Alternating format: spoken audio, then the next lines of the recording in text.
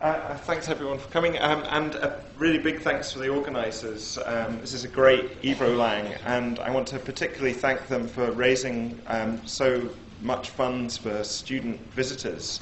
It's absolutely fantastic that so many of my students and other students from around the world were able to come here and were supported so generously. So thank you very much for that.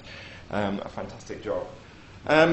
So it's great to be talking at Evo Lang.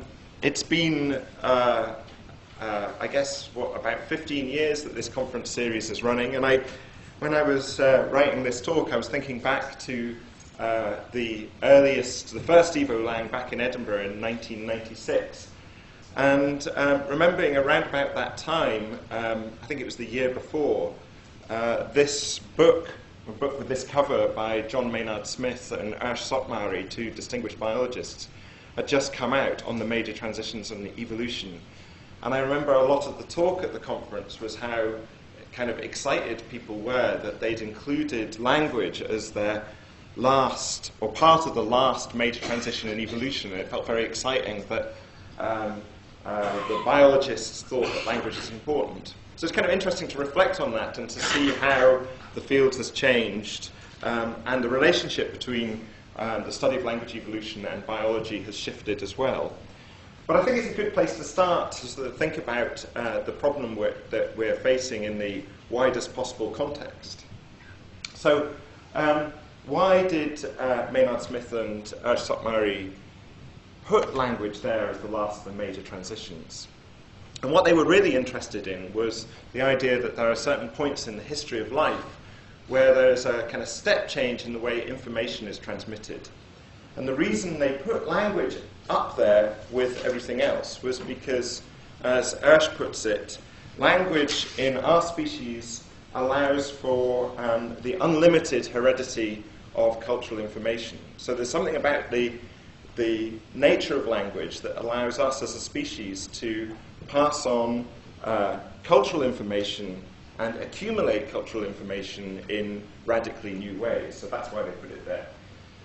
So if that's true, that language enables this unlimited transfer of information in a novel way in our species, that's a hugely adaptive trait.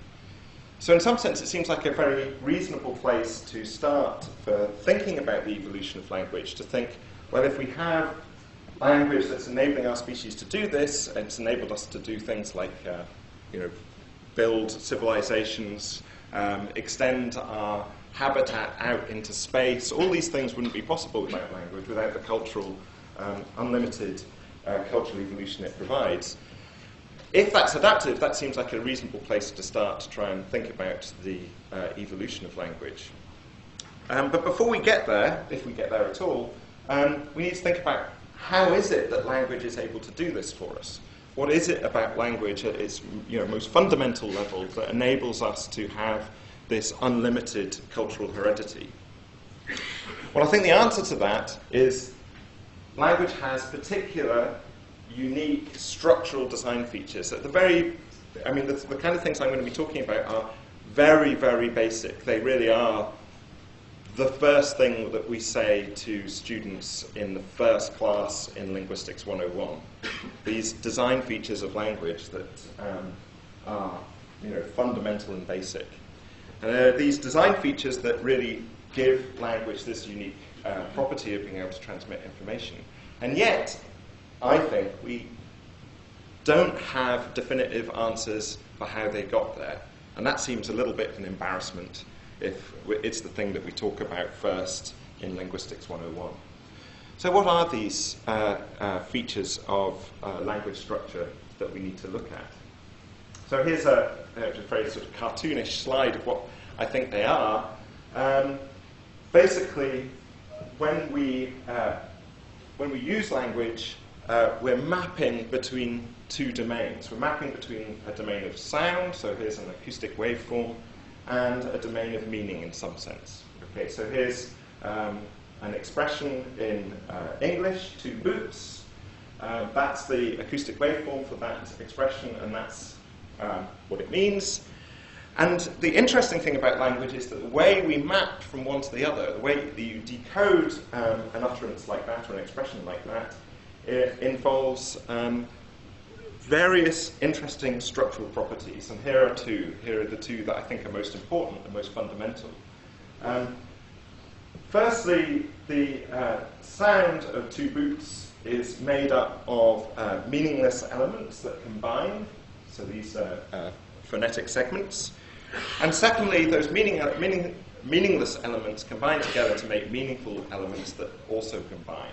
So we can think of these two processes, or these two features of the structure of the communication system we're using right now, as combinatoriality in the first part and compositionality in the second.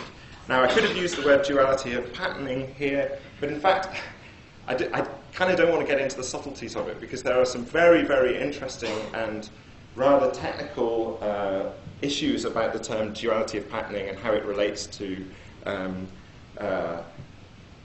things like double articulation in the history of linguistics that I don't really want to get into. So I'm being a bit more cartoonish here and just saying that there's these two properties of combinatoriality and compositionality in language. If you're interested in this, I'm editing a special issue of Language and Cognition on duality of patterning, where we sort of go into various authors are going to go into this in a lot more detail. So language is special because it makes extensive use of these two properties, combinatoriality and compositionality. And very few, if any, other communication systems in nature do this. Okay. And it's these two properties that allow us, more than any other property of language, that allow us to convey novel meanings. It means that I can produce sentences to you lot, many of whom I've never met before. I can produce sentences that I've never said before and you've never heard before, and yet you're able to understand me. And it's because I'm able to recombine elements in novel ways using these two properties. And it's that allows language to support a system of unlimited information transfer. And that's why language is important as a biological phenomenon. So these would appear to be very adaptive properties of language.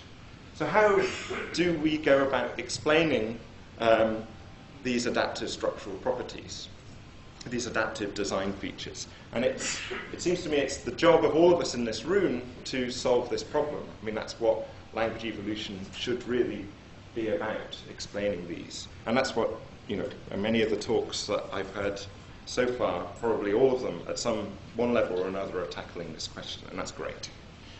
So, what we need to do is think about what kinds of mechanisms and processes might help us solve this problem. Now, there's an obvious one, and that's biological evolution, right? So, this is again another cartoon. It's early in the morning, so there'll be a few of these. But we can think of the process of biological evolution as essentially something like this, that we inherit genes that in some complex process give us brains that have a capacity or a faculty for acquiring language. And so if we want to look at the evolution of this phenomenon, then we can look at the processes that drive the transmission of genetic information, so biological inheritance. And so obviously language evolution must deal with this. It must deal with the evolution of the cognitive apparatus involved in language, the language faculty.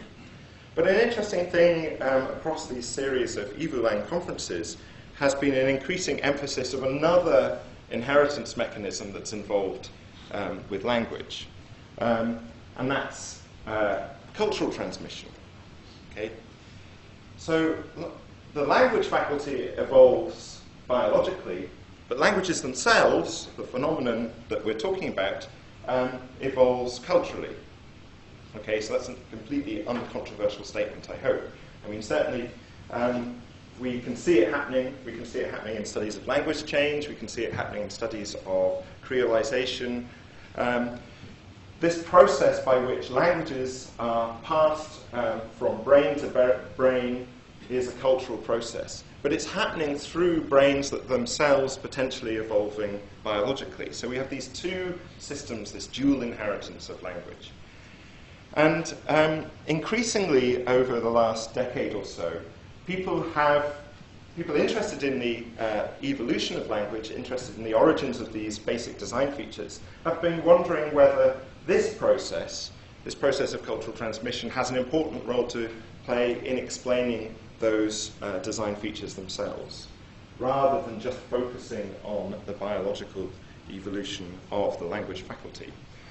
And we call this, the study of this process, iterated learning, for reasons I hope will become clear. So the study of the particular kinds of cultural transmission that underpin the transmission of language, we call iterated learning. So that's what I'm going to focus on for most of this talk, but then towards the end I'll bring back in this process and see how these two things work together. So the cultural evolutionary approach is what I'm going to be talking about. So I'll just give you a quick breakdown of what we're going to go through in this talk. First, I'm going to review a bunch of experimental work, mostly done in Edinburgh, but not entirely, showing that iterated learning, this cultural process, can deliver us the structural adaptations that I'm interested in. So I'm going to actually review 5 experimental studies. We'll try and get through them. Many of them are presented in more detail in the rest of this conference, so I'll give you pointers to where you can hear these studies in more detail by the people who are actually working on them. So it's going to be an overview of these 5 experimental studies. And then I'm going to move on to a very quick summary of very recent modelling results, also going to be presented here, showing that iterated learning, this cultural process, has extraordinarily significant effects on the way biological evolution operates. And what that means is that we can't just look at one or other of these processes in isolation. We really need to start moving towards we need to start building the theoretical tools that will allow us to bring these two things together, because it changes the game entirely when we look at biological evolution. And then I'm going to conclude with, I suppose, 3 lessons I think that we can draw from this for trying to look for explanations for universal properties of human language. Okay, so first, the experiments. So I guess, I don't know, 5, 6, 7 years ago, it seemed an odd idea that we could do experiments in language evolution. It seemed like there were very, very few experimental psychologists in our discipline. And that's changed enormously. I mean, if you just look at the kinds of things that are presented here and look at the kinds of things that people in various labs are doing, it's a very exciting change, is the introduction of the psychologists into this field. But it's understandable why it seems like, well, how on earth could you build experiments that would tell you anything about the evolution of language? But we think we can, and we can actually study iterated learning in the experiment lab. So the idea here is to try and build, in miniature, a model using real human participants of the process of cultural evolution. And in particular, we're interested in the cultural evolution of languages. So the way this works is we set up what's essentially like a telephone game, but with whole languages. Now, I don't know if you have this game in Japan, but it's a kid's game where I would whisper a sentence into Luke's ear, and Luke would whisper that sentence into his neighbour's ear, and then they'd pass around the room. And the funny thing about the game is, by the end, the sentence has changed out of all recognition. But in that process of change, the funny things that can happen are funny because they reveal something about the minds of the people this sentence has passed through. So does this happen in Japan? Some countries don't do it. Oh, good. I'm glad you lot do. That's excellent. Okay, so So this telephone game, as it's called in America, is played with just single sentences, but we had the idea that maybe we could play this game but with whole languages. So the task is that we bring a participant into the lab and we teach them a miniature alien language. And we call it an alien language on the posters to advertise for participants, because we get more participants if we call it an alien language than any other way. So we teach a participant in our lab this alien language, and then we test them on it. Now at this point, there's nothing unusual about this. This is a standard technique, goes back many decades of artificial language learning or artificial grammar learning, and indeed Jenny Safran in her plenary will undoubtedly be talking about experiments like this but carried out with children. So at this point this is completely standard method from psychology, but what we do then is take the participant's output on test and use that as the training data for the next participant that comes in the lab. So we were able to start this experiment off with a particular language that we control, but from that point it's out of our control, so the language will change as it's passed from participant to participant through the experiment. And the idea here is that we can use this technique to study the way the cultural evolutionary process works, given particular human brains. Now, it's very important to realize that there's some rather serious limitations with this. For example, importantly, the participants already have language, and that's something that we have to take into account. But it's important to realize that what these experiments are about aren't studying necessarily those individual human brains, but studying the process of cultural transmission. So we can make modifications to the setup of the experiments and see what different behaviors result in the dynamics of the transmission of the language. And then, ideally, we pair up these lab experiments with computational models to try and work out what's the best explanation for the behavior that we see.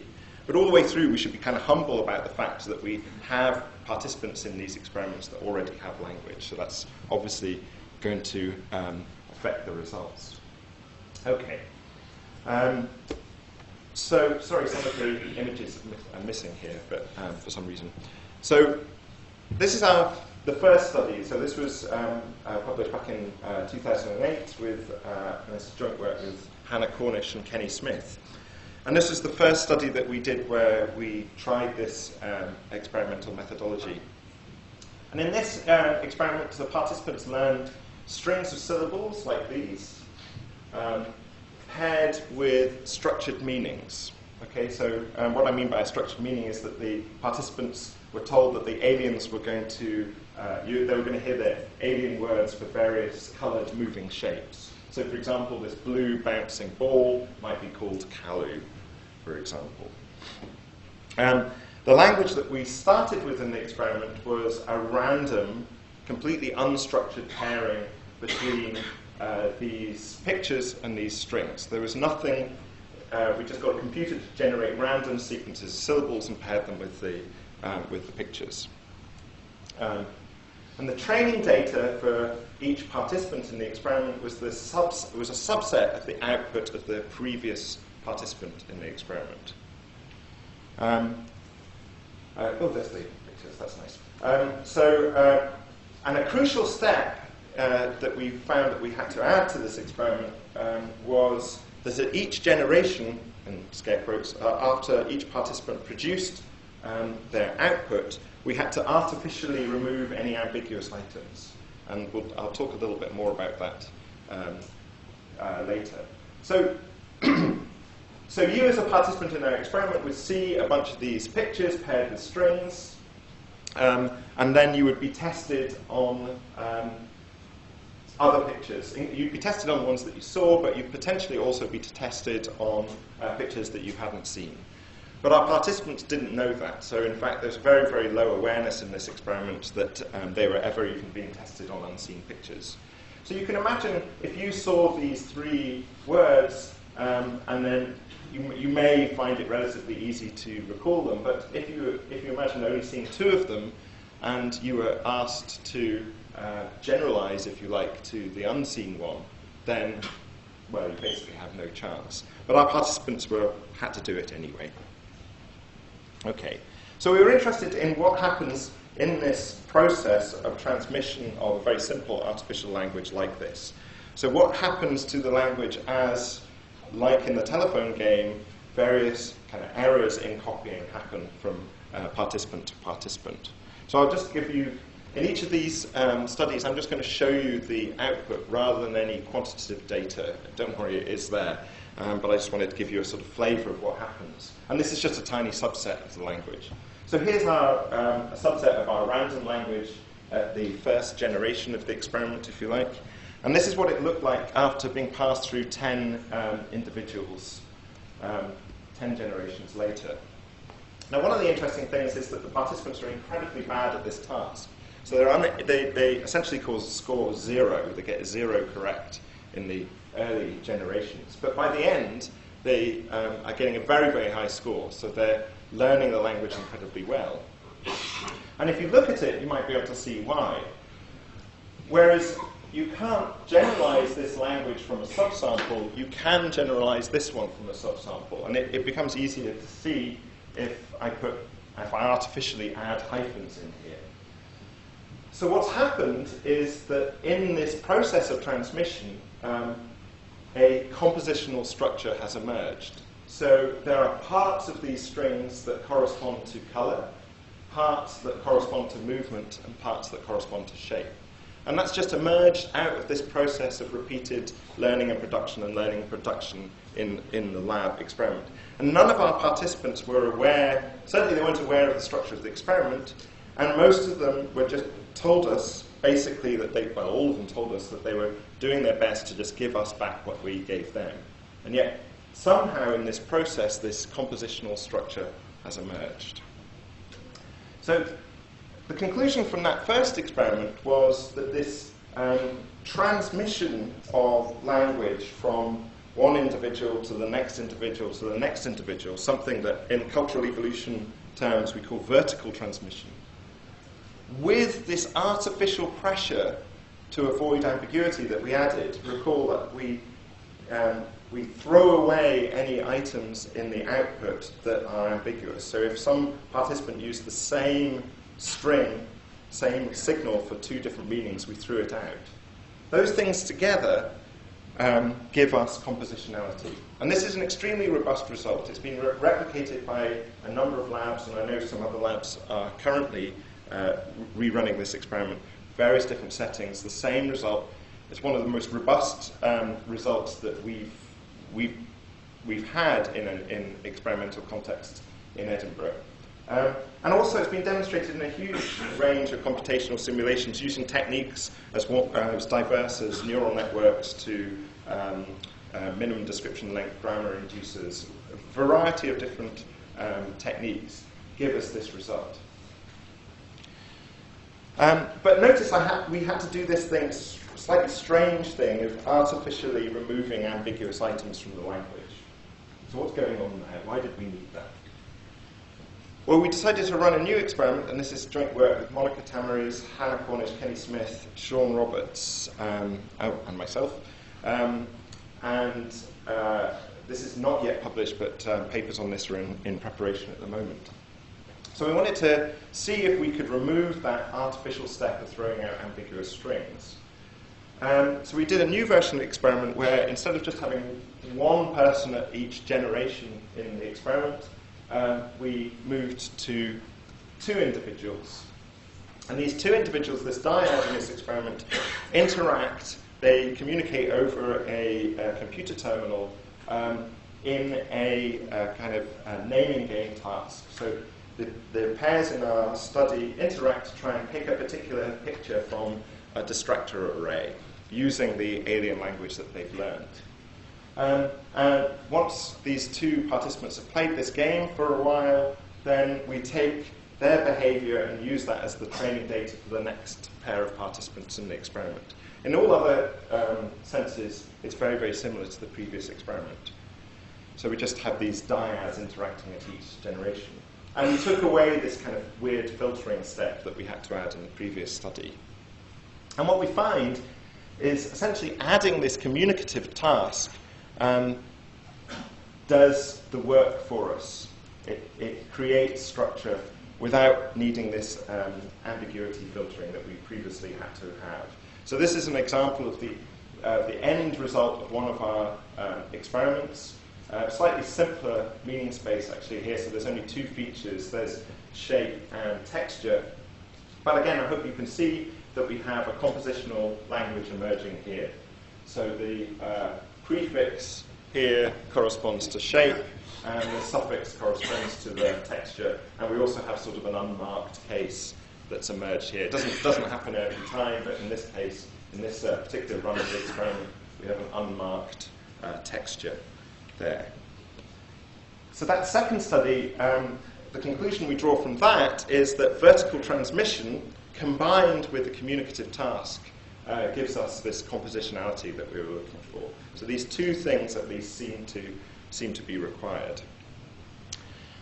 But what about this vertical transmission? How important is that? Recall, this is the process of transmitting a language from one generation to the next.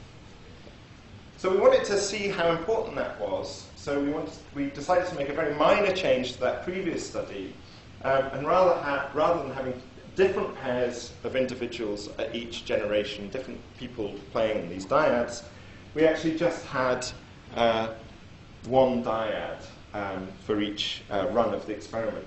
So basically it was exactly the same setup, but we just kept the same two people in the lab for a very long time.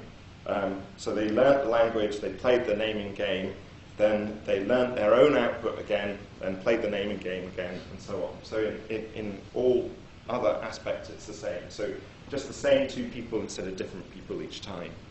So a very minor change. But the important thing here is that there's kind of no turnover in the population. There's no transmission of the language to naive new learners. So this is akin in cultural evolution terms to horizontal transmission rather than vertical transmission. So what are the differences, if any? The differences, I mean, this really startled me, actually. It couldn't be more different. So the results, essentially we get no or almost no compositionality at all in this experiment. So,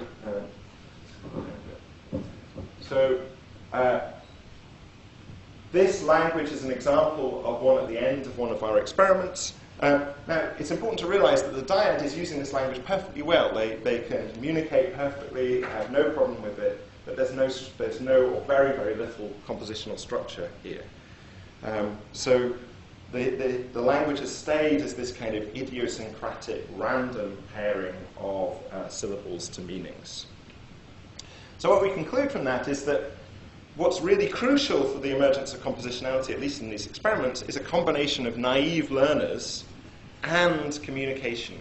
So these two things seem to be important. If we don't have communication, then we need some other process to stop the language becoming just completely ambiguous. And if we don't have transmission to naive learners through vertical transmission, then we don't get the structure at all. So the way we're starting to think about this is to try and think of the structure of the languages that's coming out in this process as arising as a trade-off between compressibility and expressivity.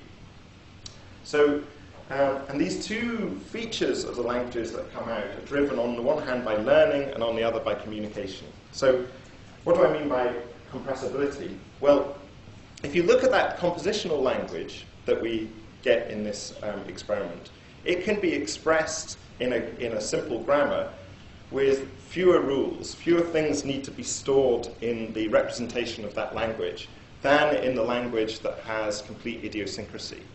So the representational space that that language takes up is smaller than in the idiosyncratic language. And that sort of crunching down of the language, we're hypothesizing is being driven by learning. But the most crunched down language you could have, the simplest language you could possibly acquire, would be a language that just used one word for everything.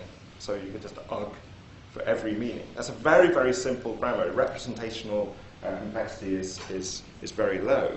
But it's incredibly inexpressive. It doesn't distinguish between meanings. So these two forces, this force to reduce the representational space of a language and yet distinguish between different meanings, are in opposition to each other. And they're driven by these two features of the process of cultural transmission, learning and communication. And our hypothesis is that much of the structural properties of language are the result of this trade-off between expressivity and compressibility. And we've replicated this recently in an exemplar-based simulation showing that vertical transmission and communication are required to get these properties out.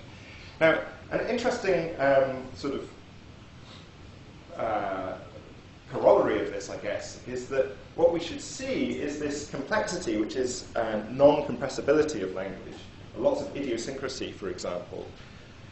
If we do see it in real languages, it should arise in social contexts where there is more shared interaction history, so less transmission to naive learners.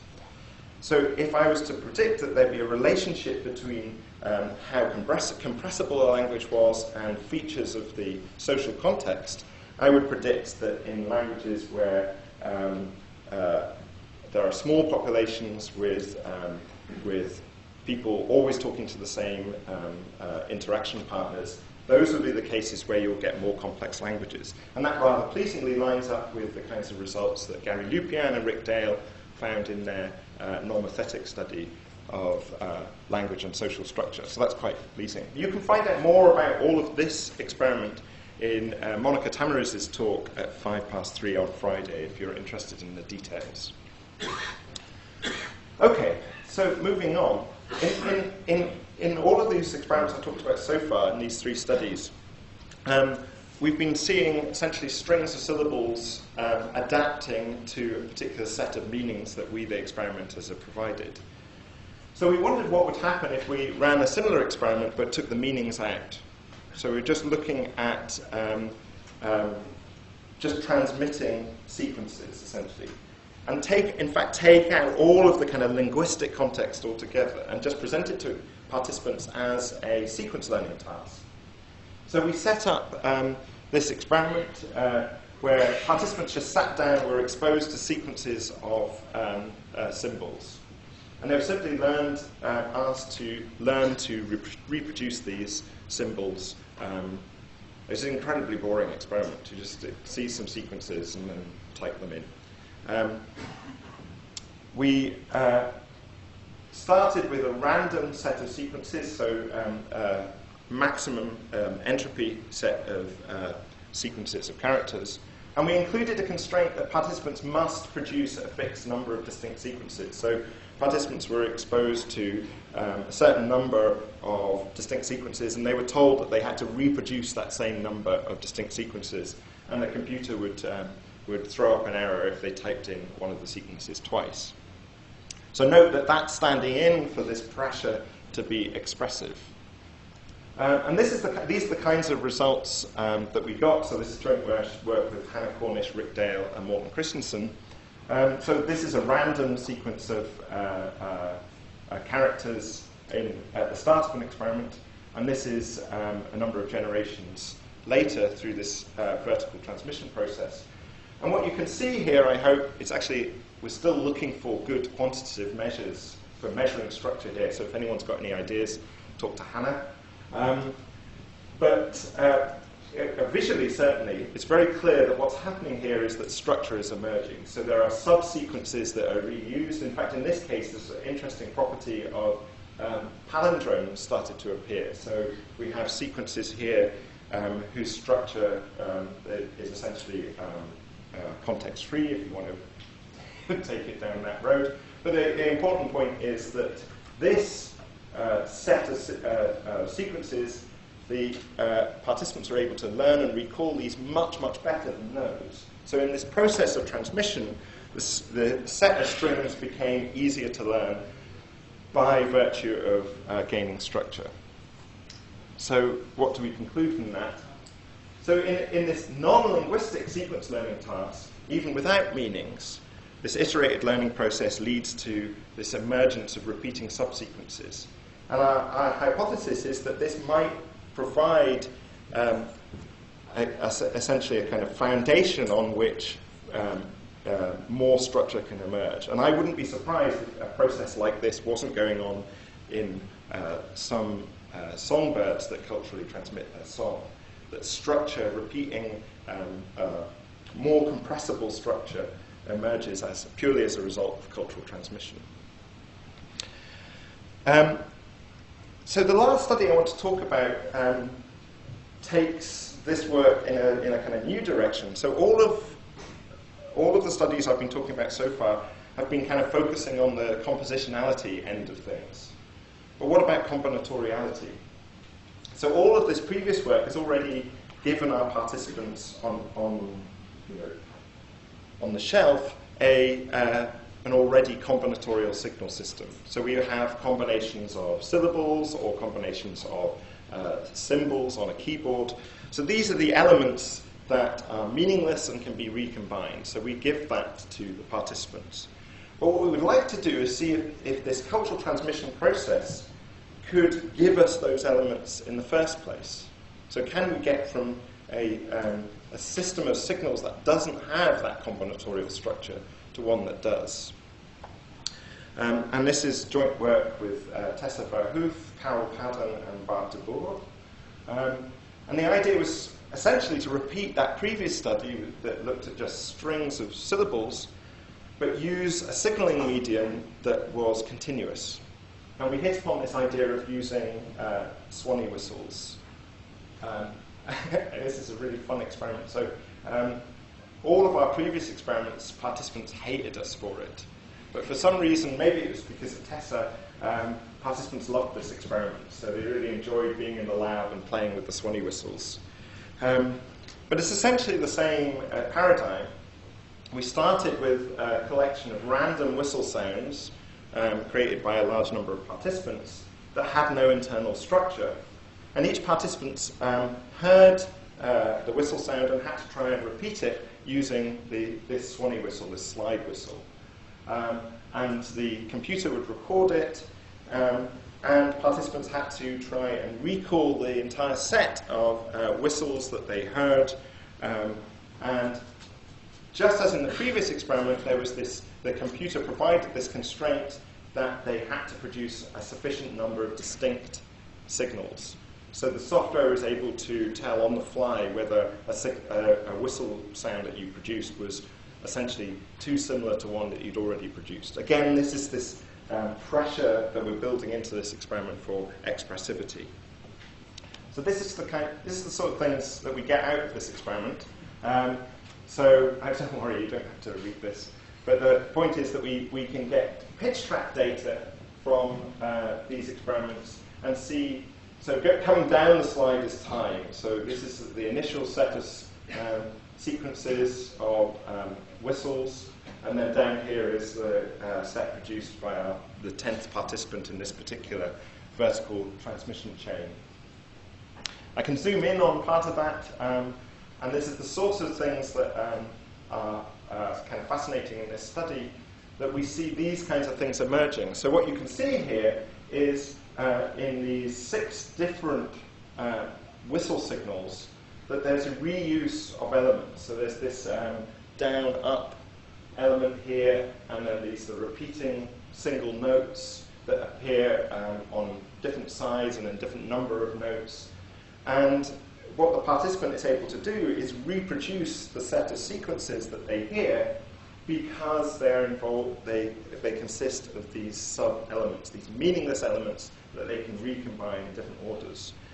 And in fact, there's also interesting kind of phonotactic constraints in this system. So we typically find kind of rules that say certain combinations don't happen. And those are kind of language specific. So at different times the experiment is run, different effects emerge. And even things like kind of co-articulation effects, so that we have certain subsequences that occur at the same pitch as one of these fall rises. So what do we conclude from that? So the conclusion here is that structure can emerge in which elements are reused along with constraints and combinations, just by this process of iterated learning. You can find out much more about this in Tessa's talk at 2:25 on Friday, so this is just like a very quick summary. And one of the things that's exciting about this work is that it suggests a different explanation for phonemic coding than some of the ones that are in the literature. So here, phonemic coding, we suggest, doesn't rely on pressure from a large number of signals, as some have hypothesized, but rather purely as a result of this cultural transmission process. Okay, so the overall conclusions from the experiment section of the talk. So cultural transmission through this iterated learning process has a significant effect on the structure of the behaviors being transmitted. So what we want to say is, if the following is true, that there is a large system to acquire, in other words, there is something that we call a learning bottleneck, so that participants can't simply trivially memorize all of the features of the signaling system or the language that we're exposing them to. If that exists, and there is a pressure on the system to discriminate different meanings or different signals, in other words, that it's used for communication. So if you have these two things, a learning pressure and a communication pressure, then our argument is that these basic design features of combinatoriality and compositionality emerge as a trade-off between compressibility and expressivity.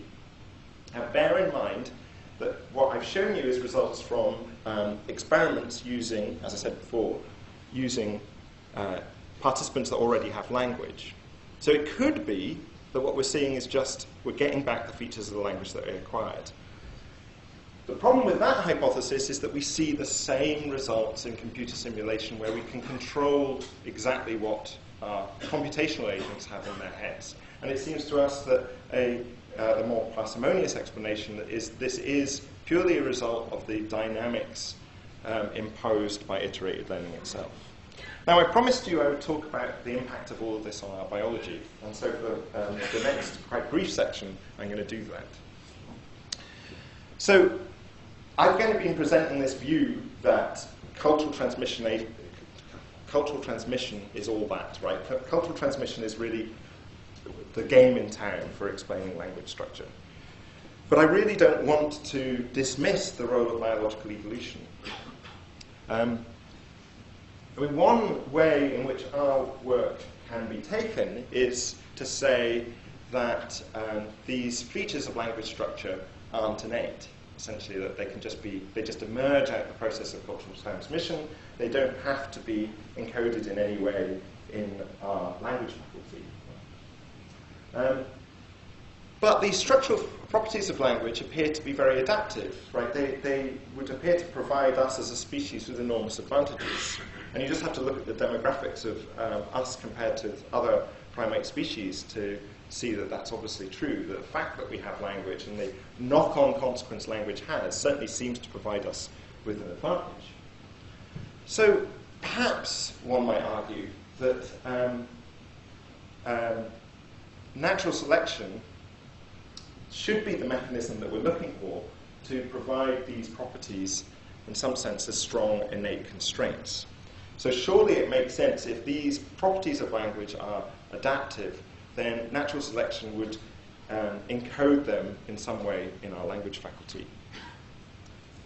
And so to try and bridge that hypothesis with the work we're doing, perhaps what we could say is that this cultural process that I've been talking about, this cultural evolutionary process, could lead to stable universals of language structure that then bootstraps biological evolution through some kind of genetic assimilation. So this is the idea that if we're all speaking these languages that have these structure by virtue of cultural evolution, then biological evolution could end up encoding those in our genes, and therefore we could end up with a language faculty that is innately wired up to expect compositionality and combinatoriality.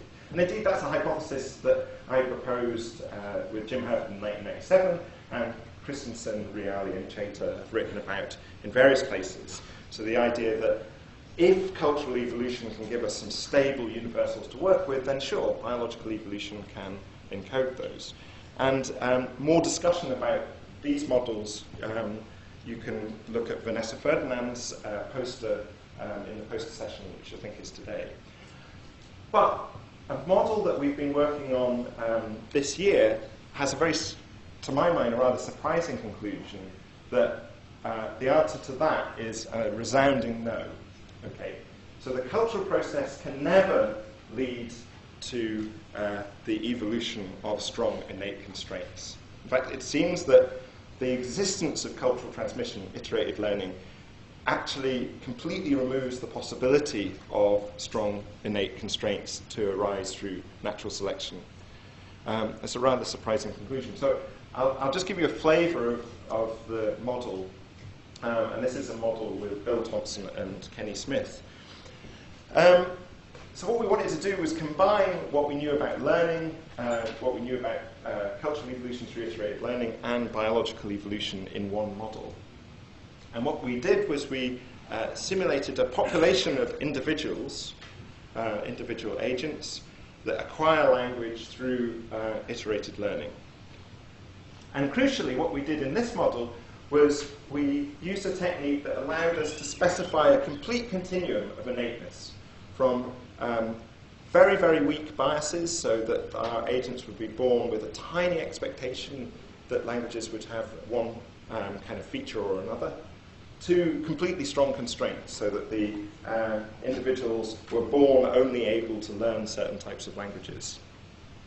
And the way we did that is we specified this continuum as an additive effect of many genes in the model. Now, we used a Bayesian approach for this, and I want to point out here that this kind of flexibility of modeling, which allows you to include kind of many of the standard nativist models as special cases, is exactly the kind of thing that Bayesian modeling is good for, despite what you might have heard.